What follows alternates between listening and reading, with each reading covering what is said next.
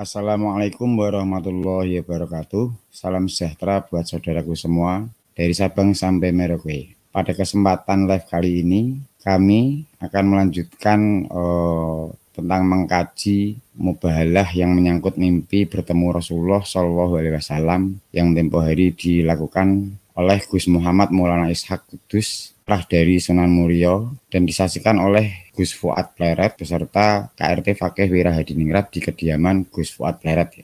Sedikitpun tidak ada maksud buruk dari kami kecuali hanya untuk mengkajinya apakah sesuai dengan kaidah yang ada dalam ajaran Islam ataukah tidak. Meskipun begitu, ini sifatnya hanyalah kajian dari kami sebagai bagian dari masyarakat kecil yang menjadi bingung setelah menyaksikan mubahalah tersebut. Dikarenakan apa yang terjadi pada mubahalah tersebut, banyak perkara atau hal yang menyangkut akidah dan itu sudah disaksikan masyarakat luas karena ditayangkan secara publik di YouTube. Oleh karena itu, kami menganggap ini sangat perlu untuk kita mengkajinya bersama secara publik. Dan kami sebagai manusia yang merasa hanya sedikit diberi ilmu oleh Allah Subhanahu wa Ta'ala, maka kami sadar bahwa pengkajian kami atas mubahalah tersebut belumlah tentu benar hasilnya atau bisa saja salah. Oleh karena itu, kami berharap agar ini hanya dijadikan sebuah referensi untuk memahami tentang mubahalah tersebut dengan harapan untuk ikut menjaga atau mempertahankan akidah Ahlussunnah wal Jamaah warisan Wali Songo yang ada di Nusantara. Baik, sekarang kita langsung hadirkan narasumber malam hari ini yaitu Mas Nanda Ruswandi Ahmad untuk memulai mengkajinya ya. Kalau berhadapan dengan beliau, seluruh ilmu akan hilang, terserap, dan ya mendadak bodoh lah. Seperti itu. Kemudian gimana kalau berhadapan dengan beliau, ilmunya akan terserap ya. Nah, Sayyidina Umar enggak itu. Waktu berhadapan dengan Rasulullah gitu. Nah, ini bagaimana kan gitu. Kita tahu bahwa Sayyidina Umar radhiyallahu anhu itu adalah sosok yang diberikan oleh Allah Subhanahu wa Ta'ala, itu adalah Al-Faruq. Al-Faruq itu adalah bisa bisa memisahkan yang batil dan yang benar. Makanya dijuluki Al-Faruq itu tadi. Bahkan putra Umar, putra Umar bin Khattab, putranya maksudnya kalau mau mengikuti kajian atau pengajian yang diadakan oleh Kanjeng Nabi Muhammad Shallallahu Alaihi Wasallam itu sudah diberitahu dulu apa yang akan diulang atau apa yang akan diajarkan oleh Rasul, karena beliau mempunyai karomah. Nah, ini kalau berhadapan langsung terserap ilmunya itu berarti Sayyidina Umar kalau berhadapan dengan Rasulullah terserap dong ilmunya, kan gitu ya Pak Faid. Iya, tadi ada ungkapan kita menjadi sangat bodoh atau gimana tadi? Nah, yang menjadi bodoh kan gitu maksudnya. Nah, Sayyidina Umar malah justru kalau bersama Rasulullah malah asik gitu loh. Artinya maksudnya bisa tukar kaweruh, maksudnya bisa saling melengkapi gitu. Hanya beliau itu menghormati Rasul karena beliau itu biar sepinter apapun lebih mengetahui Rasulnya daripada sahabatnya, kan begitu. Artinya di situ tidak terserap, tidak. Iya. Yang saya pahami juga begitu Mas Anda. Jadi Rasulullah itu ciri-ciri diantaranya kan kalau kita duduk sama rendah, berdiri sama tinggi. Artinya itu kita yang bodoh itu seandainya berjumpa dengan Rasulullah itu justru kita tidak terasa bodoh karena Rasulullah itu bisa kumpul orang bodoh yang nggak terlihat pinter, kumpul orang pinter yang nggak kelihatan bodoh. Itu kurang lebih kalau yang saya pahami begitu. Dan juga seandainya kita sowan ke para masyayikh yang host yang alim itu ya, kita itu yang awam yang bodoh itu di situ kita tidak terasa bodoh, kita hanya merasa kita ini anak, kita ini nyaman kan begitu. Ya kan, ini yang kita rasakan di para masyayikh. Para masyayikh sendiri kan memang menjadi pewaris para nabi kan, menjadi pewaris warasatul anbiya itu tadi. Ya, yang memang ini agak berbeda ini apa yang disampaikan oleh Gus Maulana. Kita lanjutkan.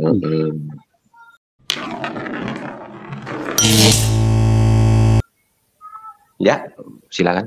Tangannya nggih berbau minyak ambar. Pernah apa enggak yang mendustakan mimpi saya disuapi Rasulullah dengan roti dengan bau Nah, minyak ambar itu minyak apa? Kalau hadis itu kasturi, ya biasanya adanya kasturi. Karena gini, seperti orang kita berpuasa, ya, berpuasa. Bau mulut orang berpuasa itu lebih harum daripada minyak kasturi. Nah, kalau minyak ambar, minyak apa itu?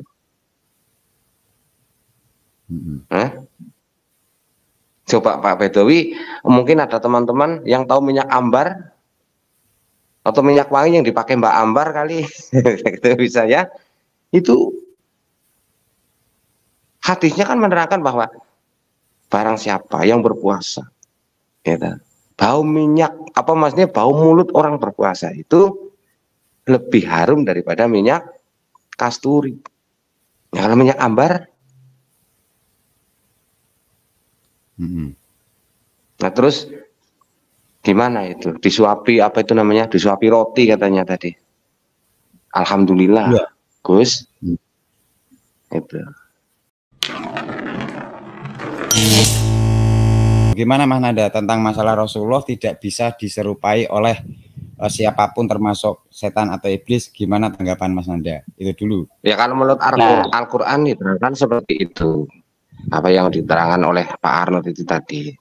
Tapi kalau untuk mengaku bukan berarti menyerupai. Mengaku itu bisa-bisa saja. Artinya mengaku semuanya. Nah, kita tahu bahwa kemarin saya jelaskan bahwa Syekh Abdul Qadir Jailani saja ditipu sama iblis, ya. Artinya maksudnya mengaku bukan Rasulullah malah, tapi Allah Subhanahu wa taala. Wah, lebih hebat lagi. Itu. Mengaku itu tapi sebagai ya contoh. tidak menyerupai. Tidak menyerupai, tapi cuma mengaku. Itu beda dengan menyerupai. Rasulullah Muhammad SAW itu tidak bisa. Di kitab apa, Mas Nanda, ada di kitab apa itu? Yang apa ya, itu iblis mengaku sebagai Rasulullah pada Syekh Abdul Qadir Jailani itu? Kitab apa, Mas Nanda? Ya ada di Futuhul Gaib, ada. Futuhul Gaib ya. Ya. Ada. Nah, itu. Ya. Ada.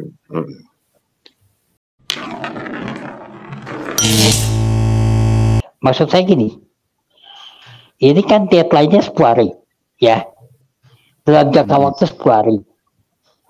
Sebetulnya mudah aja, ingin apa benar-benar ini adalah didatangi oleh Rasulullah SAW, atau tidak, atau hanya sekedar mengaku, bisa saja. Kita lihat kan dalam jangka waktu 10 hari, simpel sebetulnya. Jadi ya, ini nggak simpel Pak Arnold. Semuanya gini, karena di dalam Al-Quran sendiri itu diterangkan bahwa Allah Subhanahu Wa Taala itu menurunkan bala itu tidak langsung. Kalau zaman dahulu kala, zaman sebelum Nabi kita Nabi Muhammad SAW itu langsung karena itu adanya mujizat. Namun setelah Nabi kita diturunkan ke dunia ini, yaitu adanya karomah dan syafaat. Kalau karomah itu yang dimiliki oleh ulama-ulama khususnya, itu yang mempunyai karomah yang dikehendaki Allah Subhanahu Wa Taala. Nah, syafaat itu berarti besok di hari kiamat, itulah syafaat. Makanya membaca sholawatlah mengharap syafaat dari Rasulullah Muhammad SAW. Nah, ini kalau mubahalahnya Gus Maulana Ishak ini nanti seumpamanya 10 hari tidak terbukti, belum terbukti, berarti itu sudah diyakini bahwa benar apa yang dikatakan oleh Gus Maulana Ishak. Nah, kalau begitu caranya nanti semua orang berbahaya, gitu maksudnya Pak Arno. Itu karena Allah Subhanahu Wa Taala itu tidak bisa kita atur kapan dia mau menurunkan bala. Itu loh. Ya, ini berbahaya sekali. Seumpamanya gini, sebentar. Karena seumpamanya Pak Arnold nih, seumpamanya Pak Arnold mau beli material, mau beli material dan material itu seumpamanya kurang lengkap, tapi Pak Arnold ngomong sudah lengkap, ini sudah lengkap, demi Allah sudah lengkap. Kalau kamu memang tidak lengkap, aku jangan sampai ke situ seumpamanya. Tapi Allah berkehendak lain. Pak Arnold menjadi sehat, akhirnya jadi ke situ juga. Nah itu kan gitu gambarannya. Ini berbahaya. Jadi poinnya itu mungkin begini ya Mas Anda. Nanti kalau memang 10 hari tidak terbukti dan dipastikan itu benar, ini seolah kita bisa mendikte Allah kan gitu kan. Nah, artinya Allah itu mengabulkan apapun itu, entah itu bala, entah itu apa, itu kan terserah Allah kan, yang mau binafsihi kan. Bisa seketika yang tidak kan seperti itu. Allah. Iya, karena manusia itu mempunyai keinginan. Seumpamanya saya mengamalkan surat Al-Fatihah dengan harapan saya kepingin menjadi orang kaya 100 hari. Kan ditentukan sendiri, bukan Allah Subhanahu wa taala yang menentukan. Kan gitu kasarannya gitu loh.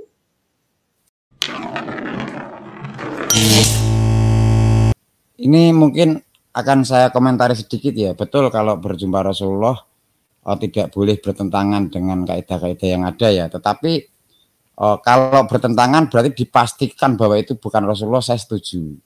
Tapi jika dibalik, jika tidak bertentangan ya kan dengan kaidah-kaidah yang ada di dalam ajaran Islam, apakah bisa dipastikan bahwa itu Rasulullah? Kan kalau dibalik kan seperti itu Mas Anda. Ya kan mungkin ini perlu kita berpikir juga begitu.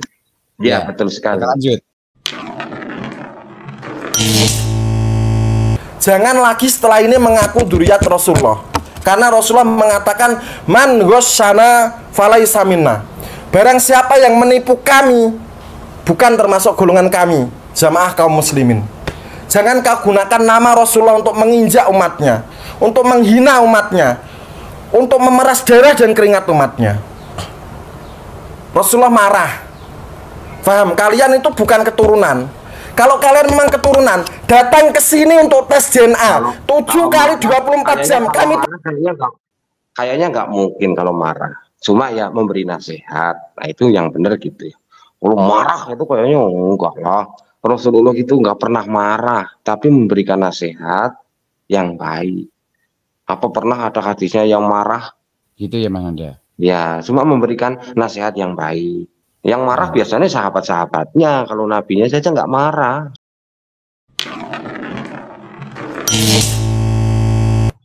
Begitu, Ge. Terima kasih. Terus saya ini tanya, penasaran juga, Ge. Saya boleh tanya, ini cucu Nah, apa? Cucu ideologis atau cucu apa? Kalau dari penjelasan itu, Ge, cucu ideologis. Cucu ideologi. Dan cucu biologis. Amin ya Allah. Gimana Mas Nanda ini? Beliau katakan bahwa KRT Fakih Wirahadiningrat ini adalah cucu biologi, cucu ideologi, juga cucu biologi. Kalau cucu biologi kita semua udah tahu ya. Kalau cucu ideologi ini bagaimana Mas Nanda? Jadi KRT Fakih Wirahadiningrat ini dikatakan oleh Gus Muhammad Maulana Ishak. Ini beliau sebagai cucu ideologi dari Rasulullah Shallallahu Alaihi Wasallam begitu. Shallallahu Alaihi Wasallam. Nah, kalau ideologi itu setahu saya adalah cerminan hidup, arti visi dan misi kehidupan. Nah, kalau ulama sufi itu berkaca kepada Sayyidina Ali karramallahu wajhahu. Sayyidina Ali itu adalah cermin, gerbangnya ilmunya Rasulullah Muhammad Shallallahu Alaihi Wasallam. Itu bahkan Syekh Abdul Qadir Jailani pun mengikuti Sayyidina Ali. Nah, kalau ideologi ini diturunkan kepada Nun Sewu KRH itu tadi, ya alhamdulillah. Tapi kalau melihat kita dari ulama terdahulu, nah itu berkaca atau mengikuti daripada Sayyidina Ali itu tadi. Berarti kan mengajak penduduk Indonesia ini khususnya mengikuti gaya hidup atau mungkin kalau kepengen hidupnya pegangan hidup kayaknya, maksudnya bercermin kehidupan, maka bercerminlah kepada saudara kita KRH atau Gus Fakih. Nah itu Rasulullah Muhammad SAW menyampaikan kepada Gus Maulana Ishak. Apakah seperti itu Rasulullah? Ini sangat sanksi. Kalau saya termasuk sanksi ya. Karena setahu saya adalah ideologi itu adalah visi misi kehidupan atau bisa dikatakan cerminan kehidupan. Nah, itu yang dimiliki Sayyidina Ali. Nah, ini gimana? Jadi tidak sekedar percaya bahwa Rasulullah itu utusan Allah aja tidak ya, tetapi saya sendiri juga gitu. Kalau ideologi ideologi Rasulullah seperti apa, ini kalau memang keterangan dari Gus Maulana Muhammad Ishaq ini benar, berarti kita bisa mencontoh ideologinya KRT pakai Wirahadiningrat bahkan seluruh dunia. Ya kan, ya. Kalau kita ingin mengetahui ideologi Rasulullah itu seperti apa, karena kalau dalam hal ini tentunya bukan dalam hal ideologi berbangsa ya, tetapi cara pandang hidup atau cara menyikapi hidup atau gaya hidup, kurang lebihnya mungkin seperti itu, ya kan? Ya, tafsirnya begitu, tafsir umumnya seperti itu. Nah, tapi kalau seperti ini adalah tafsir untuk kaca para ulama sufi. Nah, kita tahu bahwa ulama banyak sekali, kalangan ulama yang termasuk ada 2 ulama, yaitu sufi sama ulama yang kita kenal sekarang ini, ulama biasa. Nah, itu berkaca kepada Sayyidina Ali. Nah, kalau ini ada ideologi lain yang diperintahkan oleh Rasulullah itu apa maksudnya di Gus Fakih itu tadi yang saya kenal Gus Fakih ya. Kalau Wira RH apa gimana saya kurang begitu mengenal. Pokoknya Gus Fakih sahabat kita Gus Fakih itu, nah itu sangat luar biasa sekali. Kita sanksi kalau saya pribadi, tapi jangan ikut-ikutan saya kalau saya sanksi. Sanksinya apakah betul apa yang diutus atau diperintahkan oleh Maulana Ishaq atau Gus Ishaq itu tadi, ini berbahaya sekali. Iya. Ini kalau cucu biologi gitu nggak masalah ya. Tapi kalau cucu ideologi ini saya juga sangat sangat mempertanyakan tentang pernyataan itu terus terang. Itu maksudnya cucu ideologi Rasulullah itu seperti apa kan gitu kan. Karena kalau yang saya pahami ini kalau menyangkut Rasulullah ya beda kalau kita ditanya ideologi kamu apa, Pancasila gitu kan. Nah kalau ini ideologi Rasulullah tentunya kan apa itu ya, ya pandangan hidup atau gaya hidup kan gitu kan, visi dan misi dalam hidup ini gitu, lebih visi dan misi utuhnya itu visi dan misi dalam hidup ini. Begitu kan kurang lebihnya kan. Nah kalau memang seperti itu berarti kita kan akan sangat mudah nanti kalau ingin tahu Rasulullah bagaimana menyikapi suatu hal, kita tinggal mencontoh KRT Fakih Wirahadiningrat kan kurang lebihnya seperti itu mungkin. Ya, tafsir umumnya seperti itu, tafsir umumnya.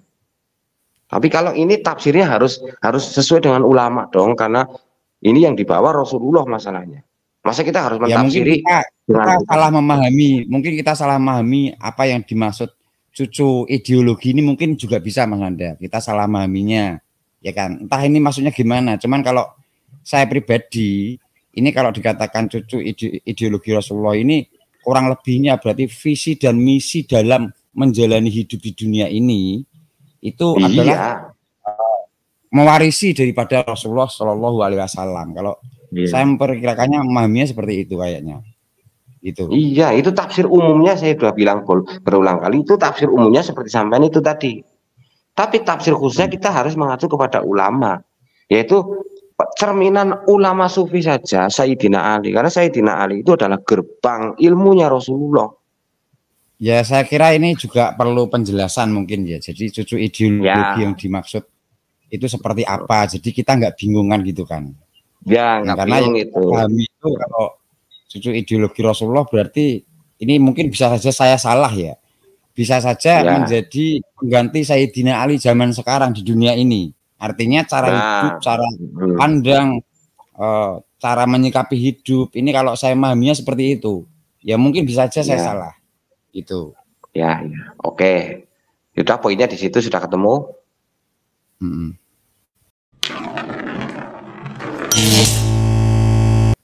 Baik, sekarang saya bacakan kesimpulan dari kajian kami tentang mubahalah dan isi daripada mimpi bertemu Rasulullah yang dialami oleh Gus Maulana Muhammad Ishaq. Kesimpulannya adalah yang pertama, mubahalah yang dilakukan karena tidak sesuai dengan apa yang dicontohkan Rasulullah, yaitu tidak memenuhi syarat dan rukun mubahalah, maka sumpah tersebut bukanlah termasuk sumpah mubahalah, melainkan sumpah yang mengatasnamakan Allah di bawah Al-Quran yang disaksikan oleh beberapa orang.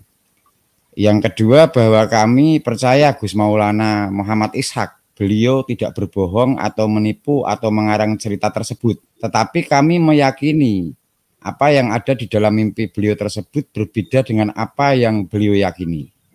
Jadi yang kami yakini dan yang beliau yakini yang dalam mimpi itu meskipun kisahnya kami meyakini, tapi keyakinan kami berbeda.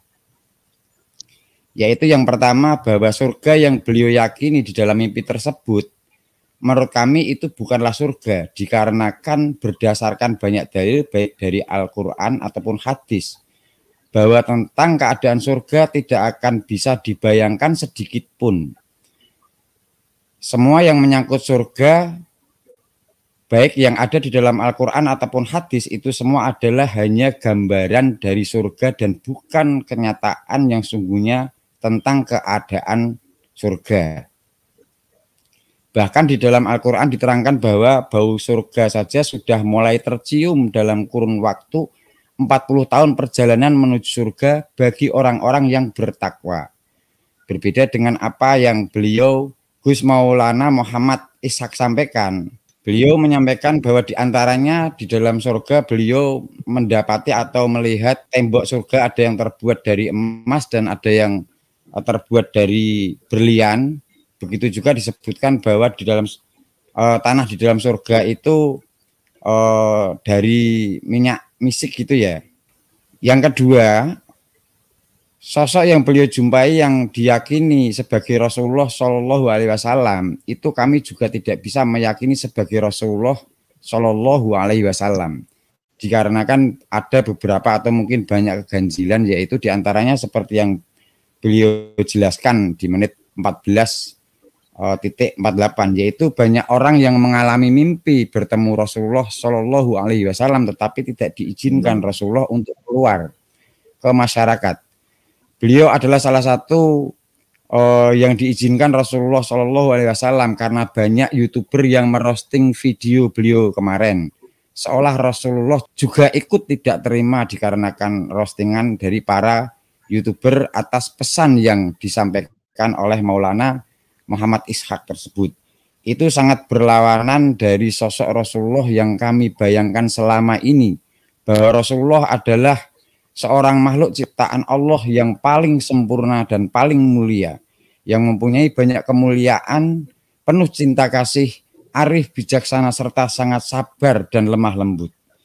Di samping itu dikarenakan sosok tersebut juga ada di dalam satu tempat yang beliau yakini sebagai surga, sementara kami meyakini itu bukanlah surga, maka sosok tersebut otomatis bukanlah sosok Rasulullah Shallallahu Alaihi Wasallam.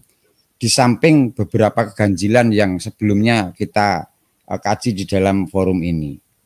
Ya udah, terima kasih atas kehadirannya semua ya. Ya mohon maaf jika ada kesalahan atau tutur kata kami yang kurang berkenan. Kurang lebihnya seperti itu dulu pengajian kami dengan segala kekurangan kami berdua.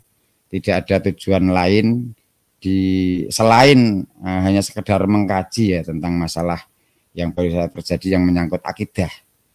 Jadi tidak ada tujuan dalam rangka itu kita merosting atau apa ya, membuli, sama sekali tidak ada. Ini sifatnya hanya mengkaji begitu. Kurang lebihnya seperti itu.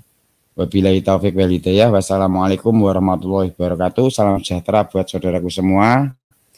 Salam Bhinneka Tunggal Ika. Merdeka.